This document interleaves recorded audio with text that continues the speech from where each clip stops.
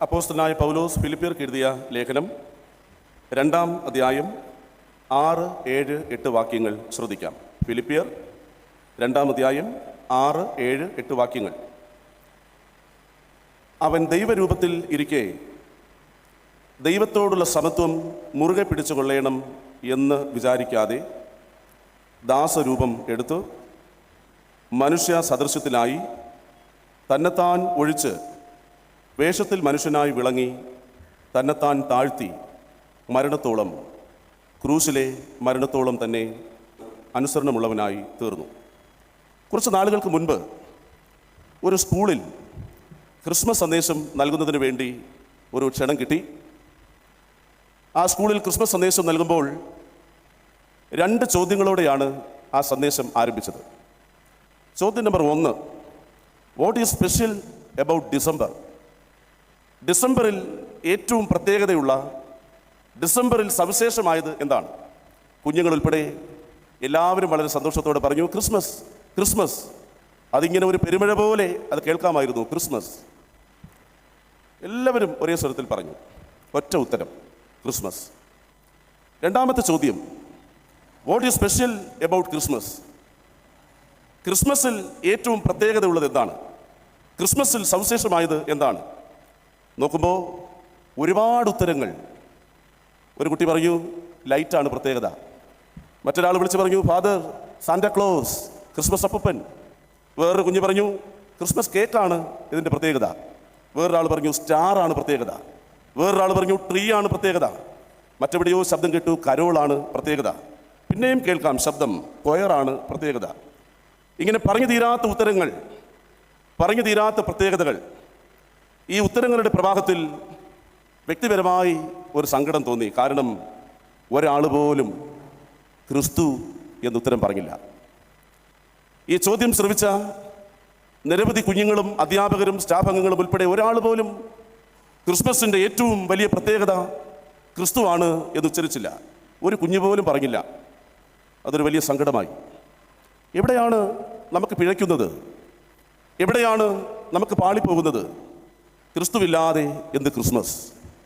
ക്രിസ്തുവിൻ്റെ അനുഭവമില്ലാതെ എങ്ങനെയാണ് നാം ക്രിസ്മസ് ആഘോഷിക്കുക? മിക്കവാറും ക്രിസ്മസ് ഈവ് ആരാധന കൂട്ടായ്മകൾ സമാപിക്കുന്നത് സൈലന്റ് നൈറ്റ് എന്നൊരു പാട്ട് പാടിക്കൊണ്ടാണ്. നമ്മൾ കുറച്ച് കഴിയുമ്പോൾ ആ പാട്ട് പാടും, സൈലന്റ് നൈറ്റ്. ശരിക്കും ക്രിസ്മസ് രാത്രി ഒരു ശാന്തമായ രാത്രി ആയിരുന്നു. Was it A silent night? ശരിക്കും അതൊരു സൈലന്റ് നൈറ്റ് ആയിരുന്നു. വാസ്തവത്തിൽ ആ രാത്രി ഒരു ശാന്തരാത്രി അല്ലായിരുന്നു. അതൊരു വയലന്റ് നൈറ്റ് ആയിരുന്നു. അതൊരു ശരിക്കും ഒരു ഹിംസ നിറഞ്ഞ, മനുഷ്യാവകാശ ലംഘനങ്ങൾ നിറഞ്ഞ, അക്രമം നിറഞ്ഞ ഒരു രാത്രി. അതാണ് ക്രിസ്മസ് രാത്രിയുടെ പ്രത്യേകത. ഈ ലോകത്ത് നടന്ന ഏറ്റവും വലിയ മനുഷ്യാവകാശ ലംഘനങ്ങളുടെ രാത്രി. പക്ഷേ നമ്മൾ പാടിക്കൊണ്ടിരിക്കുന്നത് സൈലന്റ് നൈറ്റ് എന്നാണ്. എന്താണ് ഒരു മനുഷ്യൻ്റെ ജീവിതത്തിൻ്റെ അടിസ്ഥാന ആവശ്യങ്ങൾ? 3 കാര്യങ്ങൾ: ഭക്ഷണം, വസ്ത്രം, പാർപ്പിടം. Right to food, right to clothing and right to shelter.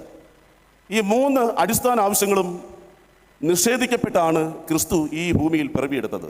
ഈ 3 കാര്യങ്ങളും കിട്ടിയില്ല.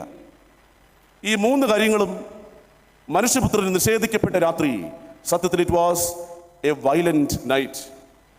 ജീവന്റെ അപ്പമായ ക്രിസ്തു അപ്പത്തിൻ്റെ പട്ടണമായ ബെത്ലഹേമിൽ അപ്പമില്ലാതെ പട്ടിണി കൊണ്ട് പരവശരായ ഒരു കുടുംബത്തിൽ പിറവിയെടുക്കുകയാണ്. അപ്പമില്ലാതെ, ഭക്ഷണമില്ലാതെ, പട്ടിണി ഭാരം പേറുന്നൊരു കുടുംബത്തിൽ ലോകത്തിൻ്റെ രക്ഷകൻ പിറവിയെടുക്കുകയാണ്. ഭക്ഷണം നിഷേധിക്കപ്പെടുകയാണ്. നല്ല വസ്ത്രങ്ങളില്ലായിരുന്നു. ലൂക്കോസ് സുവിശേഷം 2-ാം അധ്യായം 12-ാമത്തെ വചനം, നിങ്ങൾക്ക് അടയാളമോ, ശീലകൾ ചുറ്റി പശുത്തൊട്ടിയിൽ കിടക്കുന്ന ഒരു ശിശു, A child wrapped in bands of cloth. ഇതിന് നമ്മൾ ലളിതമായ മലയാളത്തിൽ പറഞ്ഞാൽ പാഴ്ത്തുണികൾ, കീറ്റ് ശീലകൾ.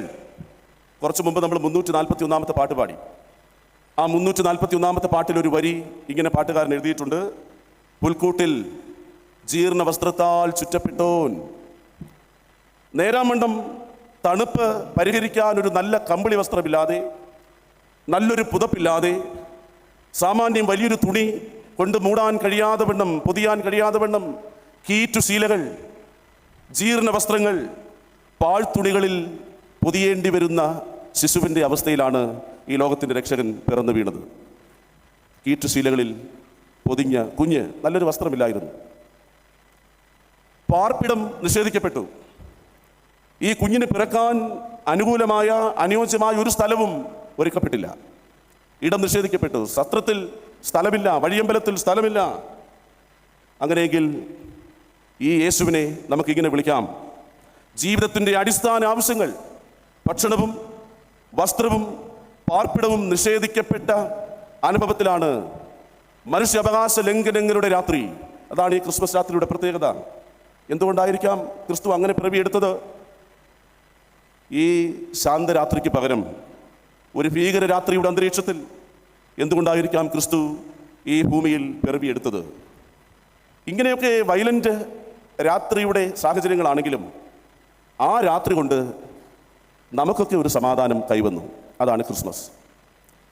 ഒരുപാട് ലംഘനങ്ങളും അവകാശ നിഷേധങ്ങളുമൊക്കെ നടക്കുന്ന രാത്രിയിലാണെങ്കിലും യേശുവിൻ്റെ പിറവി നമുക്കെല്ലാവർക്കും സമാധാനം നൽകി. പക്ഷെ എന്തുകൊണ്ടാണ് യേശു ഈ അടിസ്ഥാന ആവശ്യങ്ങൾ നിഷേധിക്കപ്പെട്ട തരത്തിൽ പിറവിയെടുത്തത് എന്ന് ചോദിച്ചാൽ, മനുഷ്യൻ്റെ അടിസ്ഥാന ആവശ്യങ്ങൾ പോലും നിഷേധിക്കപ്പെട്ടവരോടുള്ള ദൈവത്തിൻ്റെ ഏകീഭാവമാണ് ക്രിസ്മസ്. സമൂഹത്തിൻ്റെ ഓരങ്ങളിൽ ജീവിക്കാൻ വിധിക്കപ്പെട്ടവർ, പട്ടിണിക്കാർ, നഗ്നർ, പാർപ്പിടമില്ലാത്തവർ, അഗതികൾ, ആരും ആശ്രയമില്ലാത്തവർ, അവരോടുള്ള ദൈവത്തിൻ്റെ ചേർന്ന് നിൽപ്പാണ് ക്രിസ്മസ്. ഈ ദൈവഭാവം നമ്മിൽ രൂപപ്പെടുമ്പോഴാണ് നമുക്കും ക്രിസ്മസ് സംഭവിക്കുക. ഒരു റെസ്റ്റോറൻറ്റിൽ ഒരു മനുഷ്യൻ ഭക്ഷണം കഴിക്കുന്നു. ആ റെസ്റ്റോറൻറ്റ് ഗ്ലാസ്സിലൂടെ പുറത്തേക്ക് നോക്കിയപ്പോൾ 2 തെരുവ് ബാലന്മാർ ഈ ഭക്ഷണം കഴിച്ചുകൊണ്ടിരിക്കുന്ന മനുഷ്യനെ നോക്കി കൊതിയോടെ നിൽക്കുകയാണ്. ഭക്ഷണം കഴിച്ചുകൊണ്ടിരുന്ന മനുഷ്യന് സങ്കടം തോന്നി. അവരകത്തേക്ക് വിളിച്ചു. അവർക്കും ഭക്ഷണം ഓർഡർ ചെയ്തു. അവർക്കും രുചികരമായ ഭക്ഷണം സാധ്യമായി. 3 പേര് കഴിച്ചു കഴിയുമ്പോൾ ബില്ല് കാത്ത് നിൽക്കുന്ന ആ മനുഷ്യന് കിട്ടിയതൊരു ചെറിയ പേപ്പർ കഷ്ണം. ആ പേപ്പർ കഷ്ണത്തിൽ ഇങ്ങനെ എഴുതിയിരുന്നു: മനുഷ്യത്വത്തിന് വിലയിടാനുള്ള യന്ത്രം ഇവിടെയില്ല.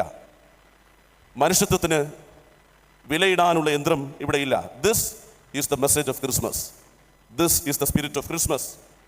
വിശക്കുന്ന ലോകത്തോട് മനസ്സലിയുന്ന ക്രിസ്തു മനസ്സാണ് ക്രിസ്മസിൻ്റെ സന്ദേശം.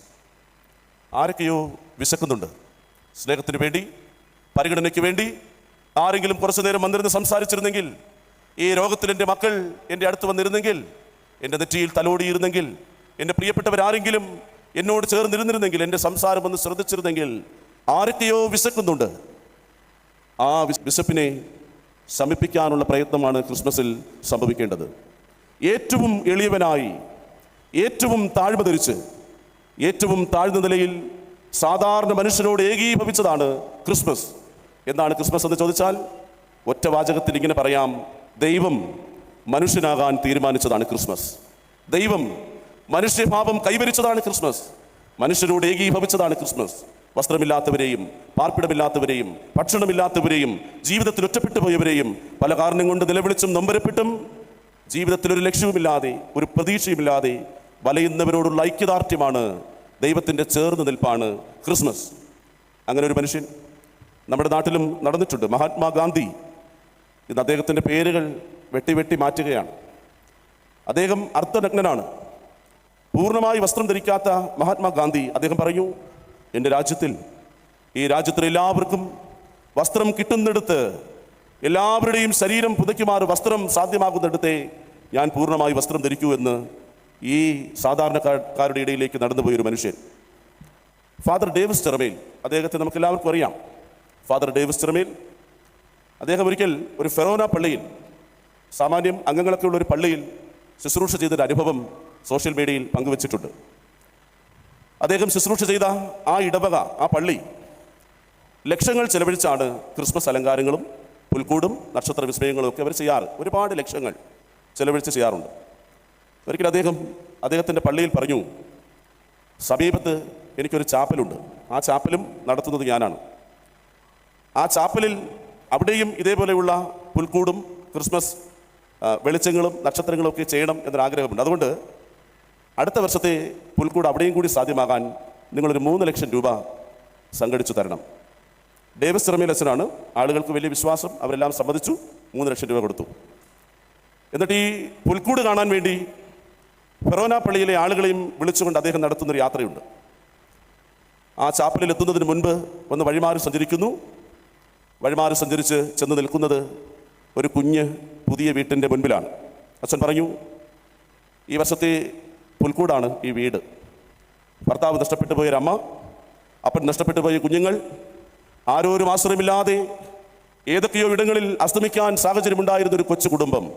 ആ കുടുംബത്തിന് നിങ്ങൾ തന്ന 3 ലക്ഷം രൂപ കൊണ്ട് ഞാനൊരു പുൽക്കൂട് പണിത് നൽകിയിരിക്കുകയാണ്, ഒരു വീട് നൽകിയിരിക്കുകയാണ്. എന്നിട്ട് അച്ഛൻ പറഞ്ഞു, ഇവിടെയാണ് ക്രിസ്തു പിറക്കുന്നത്, ഇവിടെയാണ് ക്രിസ്തുവിൻ്റെ ജനനം സാധ്യമാകുന്നത്. ക്രിസ്മസും ക്രിസ്മസ് ആഘോഷങ്ങളും ക്രിസ്തുവും ഒക്കെ വെല്ലുവിളിക്കപ്പെടുന്ന ഒരു കാലമാണ്. പ്രത്യേകിച്ച് നമ്മുടെ രാജ്യത്തിൽ, ഛത്തീസ്ഗഡിൽ ഡിസംബർ 24 ഇന്ന് ക്രൈസ്തവർക്കെതിരെ ബന്ദ്. ഉത്തർപ്രദേശിൽ ഡിസംബർ 25 സ്കൂളുകൾക്ക് നൽകിയിരിക്കുന്ന അവധി നിഷേധിച്ചിരിക്കുന്നു. മധ്യപ്രദേശിൽ കാഴ്ച പരിമിതിയുള്ള ഒരു യുവതിയെ ക്രിസ്മസിനോട് ചേർന്നുള്ള പ്രാർത്ഥനയിൽ പങ്കെടുത്തു എന്ന കാരണത്താൽ അവരെ മർദ്ദിച്ച് ഒരു നേതാവിൻ്റെ ചിത്രം, വീഡിയോ സോഷ്യൽ മീഡിയയിലുണ്ട്. ന്യൂഡൽഹിയിൽ കരോൾ സംഘത്തിന് നേരെ ആക്രമണം. രാജസ്ഥാനിലും ആസാമിലും ക്രൈസ്തവർക്കെതിരെ നടന്നുകൊണ്ടിരിക്കുന്ന ഈ ദിവസങ്ങളിലെ അസമാധാന അനുഭവങ്ങൾ. ഒഡീഷയിൽ ക്രിസ്മസ് അലങ്കാരങ്ങളും സാന്റാക്ലോസ് വേഷവും വിൽപ്പന ചെയ്യാനെത്തിയവരെ വിരട്ടി ഒട്ടിച്ചു. ഇങ്ങ് കേരളത്തിൽ പാലക്കാട് കരോൾ സംഘം ആക്രമിക്കപ്പെടുന്നു. This was a violent night. വാക്കുകൾ അവസാനിപ്പിക്കട്ടെ. This was a violent night. E.D. ഡോക്സിൻ്റെ ഒരു പുസ്തകത്തിൻ്റെ പേര് the year of living like Jesus എന്നാണ്. The year of living like Jesus. ഒരു വർഷം ക്രിസ്തുവിനെ പോലെ ജീവിക്കാൻ പരിശ്രമിച്ചതിൻ്റെ അനുഭവങ്ങളാണ് ആ പുസ്തകത്തിൽ എഴുതിയിരിക്കുന്നത്. ഈ ഡോക്സ് എന്ന് പറയുന്ന എഴുത്തുകാരൻ ഒരു വർഷം യേശുവിനെ പോലെ ജീവിക്കാൻ തീരുമാനിച്ചു, ക്രിസ്തുവിനെ പോലെ ജീവിക്കാൻ തീരുമാനിച്ചു. ആ അനുഭവത്തെയാണ് എഴുതിയിരിക്കുന്നത്. ഒരാളുടെ ജീവിതത്തിൽ കിട്ടുന്ന ഏറ്റവും നല്ല അഭിനന്ദനം ക്രിസ്തുവിനെ കണക്കൊരു മനുഷ്യനായിരുന്നു അദ്ദേഹം എന്ന് പറയുന്നതാണ്. യേശുവിനെ പോലെ ഒരാളായിരുന്നു അദ്ദേഹം, യേശുവിനെ പോലെ ഒരു പുരുഷൻ. ക്രിസ്തുവിനെ കണക്ക് ഒരു സ്ത്രീ ആയിരുന്നു അത്. ക്രിസ്തുവിനെ കണക്കൊരു അപ്പനായിരുന്നു, ക്രിസ്തുവിനെ കണക്കൊരു അമ്മയായിരുന്നു, ക്രിസ്തുവിനെ കണക്കൊരു മകൻ, ക്രിസ്തുവിനെ കണക്കൊരു മകൾ. വളരെ ചിന്തനീയമായ ഒരു അഭിനന്ദനമാണ് ക്രിസ്തുവിനെ കണക്കൊരു ജീവിതം സാധ്യമാവുക എന്നുള്ളത്. ഈ ക്രിസ്മസ് വിചാരങ്ങൾ ഉപസംഹരിക്കുമ്പോൾ കൂടെയുള്ളവർക്കെങ്കിലും ഒരു ക്രിസ്തുവായി മാറിയില്ലെങ്കിൽ ഈ ക്രിസ്മസ് കൊണ്ട് എന്തർത്ഥം? നമ്മുടെ പരിസരങ്ങളിലുള്ളവർക്കെങ്കിലും ഒരു ക്രിസ്തുഭാവം പങ്കിട്ട് നൽകാൻ കഴിഞ്ഞില്ലെങ്കിൽ എല്ലാ വർഷത്തെയും ആഘോഷം പോലെ ഈ ആഘോഷവും കടന്നു പോകും. ക്രിസ്തുവാകാനാണ് നമ്മുടെ വിളി. ഏത് സാഹചര്യത്തിലും ക്രിസ്തുഭാവം പുലർത്താൻ തന്നെയാണ് നമ്മുടെ നിയോഗം.